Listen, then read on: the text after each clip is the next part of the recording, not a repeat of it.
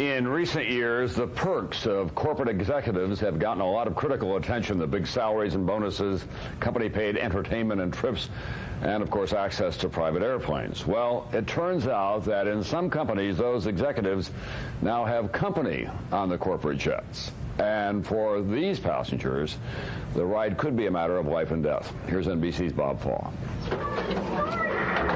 Fighting cancer is miserable, especially when you're just 5 years old. For Emily Bruni, just getting from her Atlanta home for a checkup at New York's Memorial Sloan Kettering Hospital is an ordeal. Being in close quarters with a lot of people could be potentially hazardous for her health. Every month in White Plains, New York, the nonprofit organization arranges almost 200 flights. 60 volunteers scrambling to find unused seats on corporate jets. In an era of corporate greed, the 500 companies that belong to Corporate Angel Network don't get a dime for donating space on their planes.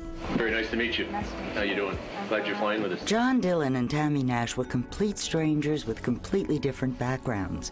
He is the former CEO of the $25 billion international paper company, and she is a 41-year-old housewife from rural Mississippi fighting a rare form of cancer.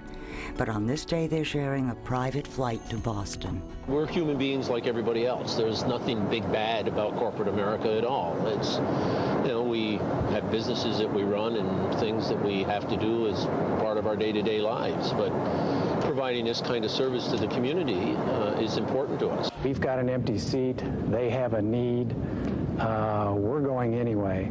It's very easy to work with Can. It's a phone call a week.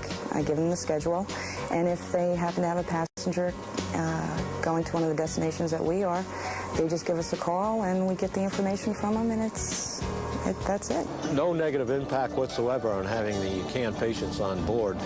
In fact, the Corporate Angel Network people go out of their way to have the patient there well in advance of the normal passengers arriving. These families are already under enormous pressures, economic, financial, emotional, and to have at least the concern about how to get to a place alleviated or relieved completely by having access to the Corporate Angel Network is an amazing blessing. I just think even if it didn't do anything for me, in the long run it's going to help somehow, for somewhere, for somebody. I'm making a personal appeal on behalf of large numbers of children and families, colleagues, other people in the medical field, for more corporations to sign on to this program. Some cancer patients need more than your support.